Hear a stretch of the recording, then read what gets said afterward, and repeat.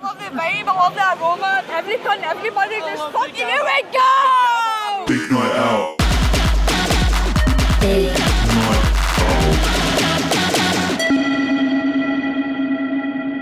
out. I'm Clive Martin, and for the last year or so, I've been exploring the UK club scene in an attempt to find out how and why people party in the way that they do.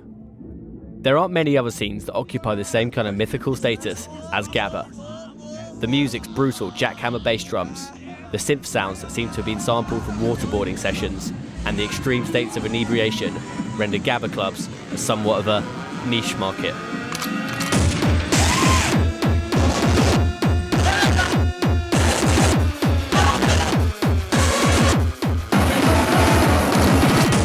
For those not formally baptised by the Church of Gabber, the music is an extreme form of hard house, the absent father of EDM.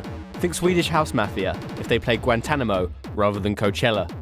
The beats tend to exceed the 200 a minute rate, and often the tracks are only broken up with the occasional action movie sample or burst of white noise.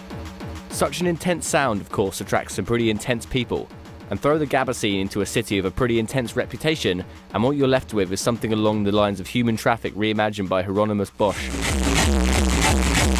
The interesting thing about Gabber is that it attracts wreckheads from every aesthetic denomination. There's not many scenes where you get shirtless gym freaks next to old school candy ravers and dudes who look like they've stumbled in from a Trivium show next door. Because of the restricted nature of the music, there aren't many dance moves that complement the relentless 4/4 squared beats. Fascinatingly, it seems to be a dancing style almost totally devoid of sex. There was no dutty whining, no bouncing and sliding here, just militaristic sky pounding and demonic tongue wagging, with a dash of dance floor Wing Chun moves thrown in. It's commonplace for idealistic ravers to talk of states of euphoria and reaching an almost heavenly plane. But a Gabber club is the total opposite of that. If seeing Oakenfold 3 pills deep at Creamfields in '98 is the closest thing you can get to heaven on earth, then Gabber is some kind of vision of hell straight out of some twisted medieval fresco. But that's what makes it so fucking great. Despite the fact that most of the punters were walking around like cage fighters trying to psych each other out and the occasional glimpse of an open wound, there was a definite sense of community here, one you don't really see in clubs that much anymore.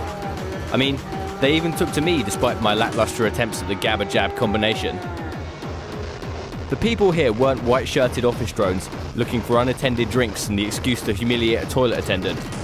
They were here to listen to this strange, underappreciated music they love so much, and to get so fucked up beyond the point of forgetting your problems and heading into the realm of physical transformation. I got my tattoo when I was full of ecstasy and my pal's like, with a tattoo gun, it's like, these Eckies tattooed on my arse.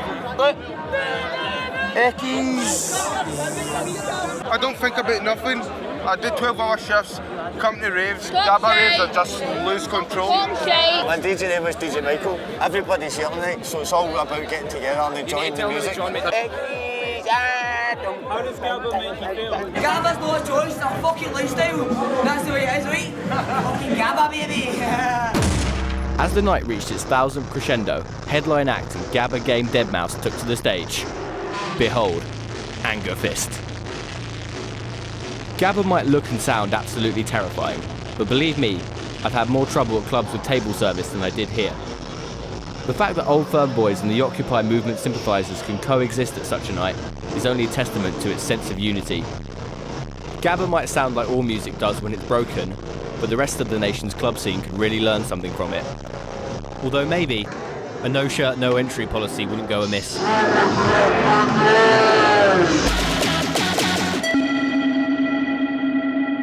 Party, party, party, razor!